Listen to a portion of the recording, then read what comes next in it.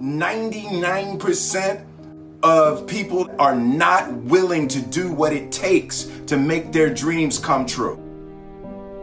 The Marines have a saying, everybody wants to go to heaven, but nobody wants to die. The center of bringing any dream into fruition is self-discipline. You know, something as simple as food and eating. It's not about your body as much as it is about your mind. It's getting command of your mind to be able to choose actions that are in your own best interest. Every day we are choosing that's not in our own best interest. So if the world is attacking you and the world wants to fight you and the world's trying to hold you down, so you're gonna kick yourself in the balls? So you're gonna stop yourself from getting what you dream. And I think the word discipline has kind of gotten a bad name. We think about it in terms of punishment. I'm not talking about discipline in that way. I'm talking about discipline in the sense that you forego immediate pleasure for the exchange of long-term self-respect. I believe that self-discipline is the definition of self-love. That when you say that you love yourself, that means that you have behavior towards yourself that is loving. Self-discipline is the center of all material success. You cannot win the war against the world if you can't win the war against your own mind.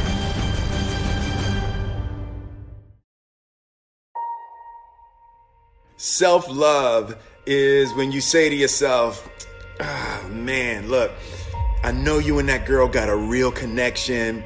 I know y'all vibe, but that's your girl's cousin. So I love you too much to let you do that. It's like you say to yourself, hey man, look, I know you want to eat that pizza and it'll be really good, you know, but I can't let you eat that, man, because if you eat that pizza, you're going to feel like shit, you know, and I love you too much to let you eat that. Self-love is, hey, look, I know you got a test on Monday, you know, and I know you really want to go out with your friends. It's Saturday night, you want to go out, but if you fail that test, you're not going to feel good about yourself. You know, I love you too much to let you go out tonight. Self-discipline is self-love. If you want to be happy, you have to love yourself, which means you have to discipline your behavior. The road to sustained happiness is through disciplining your behavior. We tend to base our self-esteem on what other people think. And that's not really self-esteem. Self-esteem is supposed to be how we feel about ourselves. And I was just saying how dangerous it is to allow other people to determine how you're going to feel about you. And it's kind of like looking into a broken mirror. You're going to look in a broken mirror and then change your face to try to look good in this defiled, busted, broken mirror. And it just, other people's opinions is a really way to determine how we feel about ourselves.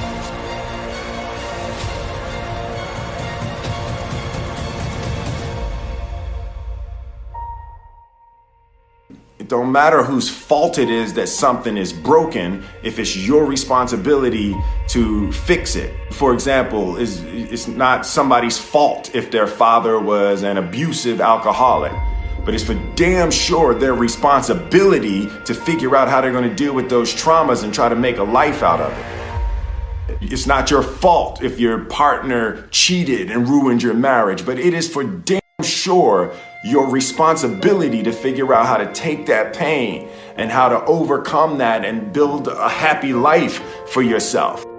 Fault and responsibility do not go together. It sucks, but they don't. When something is somebody's fault, we want them to suffer. We want them punished. We want them to pay. And we want it to be their responsibility to fix it. But that's not how it works, especially when it's your heart.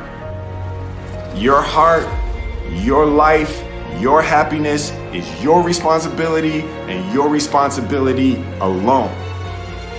As long as we're pointing the finger and stuck in whose fault something is, we're jammed and trapped into victim mode. When you're in victim mode, you are stuck in suffering. The road to power is in taking responsibility. Your heart, your life, your happiness is your responsibility and your responsibility alone.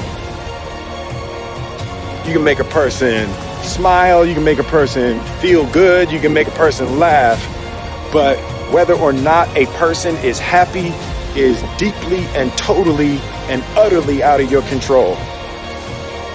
The prerequisite for spending time with any person is that they nourish and inspire you. They feed your flame. Look at your last 5 text messages. Are those people feeding your flames or dousing your fire? Put your phone down for just a second and look around. Look to the people around you. Are those people throwing logs on your fire or are they pissing on it?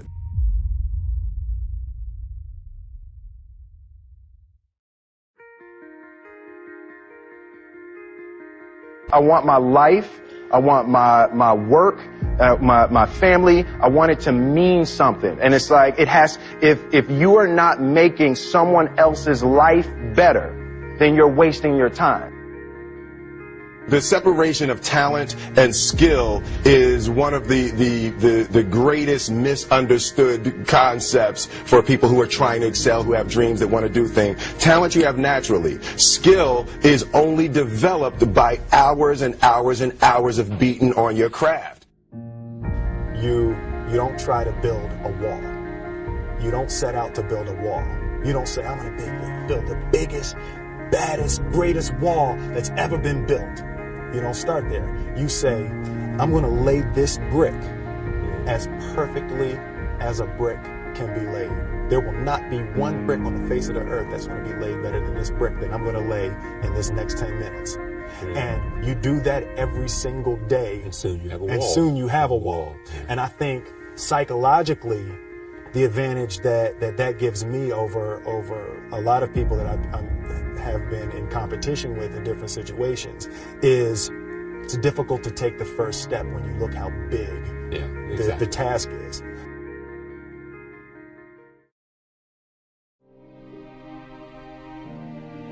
The definition of who I am is very clear to me, and it also redefines who I want to be, in that I know for a fact that I'm stronger than I thought I was.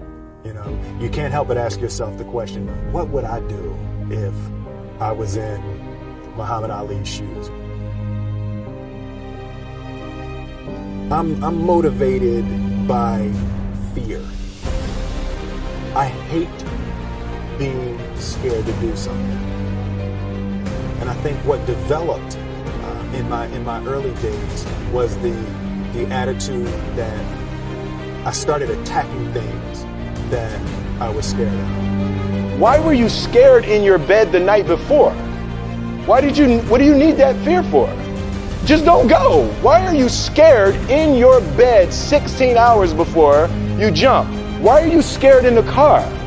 Why could you not enjoy breakfast? Fear of what? You're nowhere even near the airplane. Everything up to the stepping out, there's actually no reason to be scared. It only just ruins your day. You don't have to jump. And then in that moment, all of a sudden, where you should be terrified is the most blissful experience of your life. And God placed the best things in life on the other side of terror.